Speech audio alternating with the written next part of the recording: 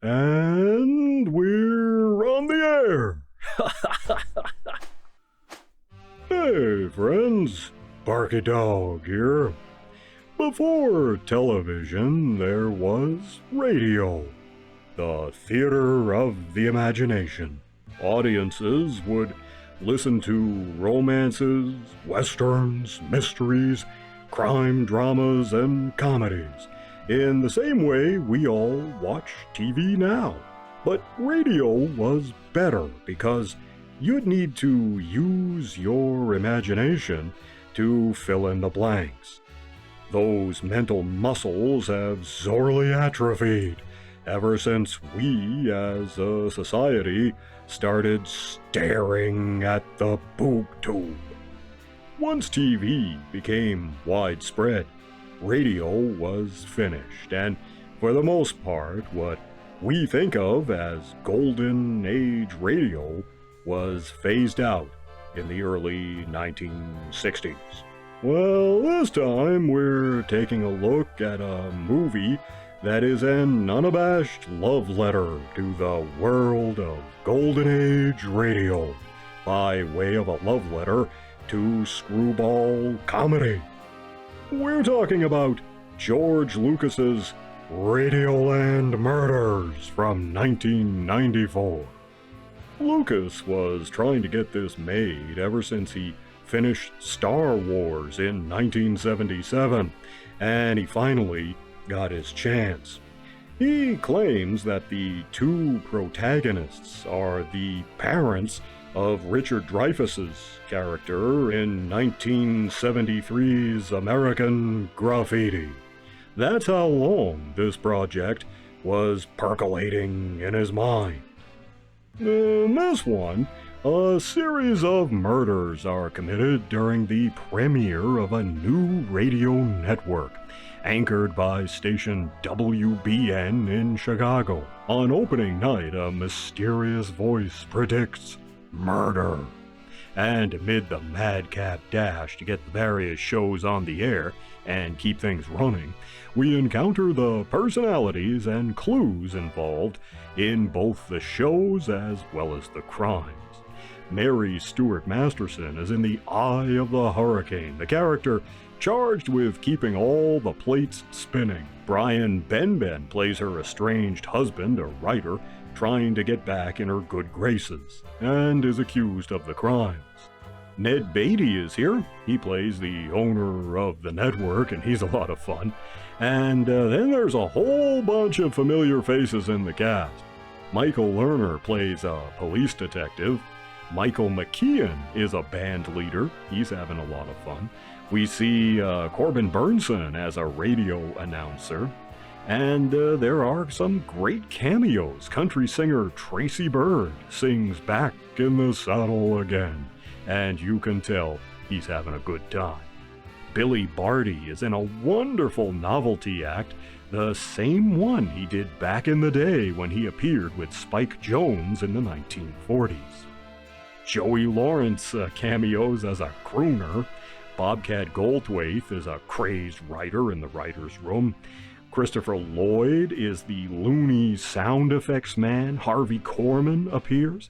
And we have Candy Clark from Cool as Ice and Blue Thunder. She's here too.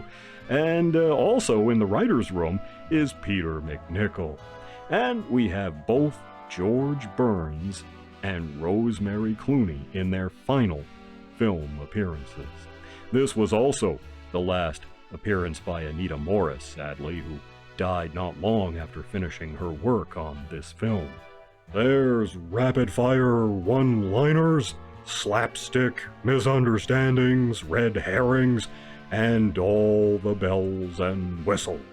And in a funhouse mirror kind of way, we get to see the process of what putting on a live radio show was like in the 1930s.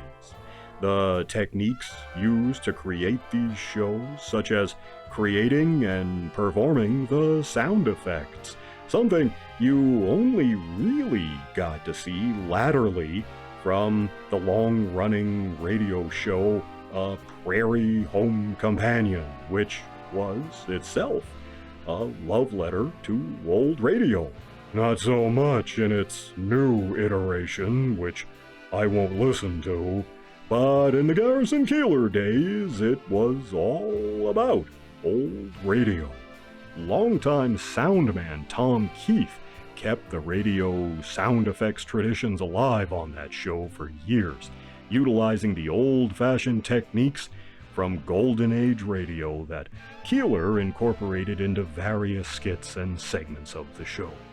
Anyway, Radioland Murders is among an interesting group of movies that came out in the 1990s, which were set in the past, the 1930s, the 40s, or 1950s. The Rocketeer, The Phantom, The Shadow, Dick Tracy, The Two Jakes, The Public Eye.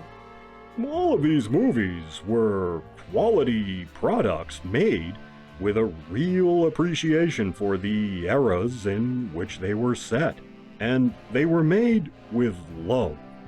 You can see that on the screen, but for whatever reason, none of them connected with audiences at the time, and all of them lost money. It's a shame, because today they'd be made with hate for those eras instead of love, and I wish we could return to a better class of movie making today, made by people with class. These movies were all experimental and daring and fun, and above all else, entertaining. We really need that in our movies these days, and watching these films from the 1990s reminds us of just how far and how low Hollywood has fallen today. I'm giving this one 2 3/4 paws up.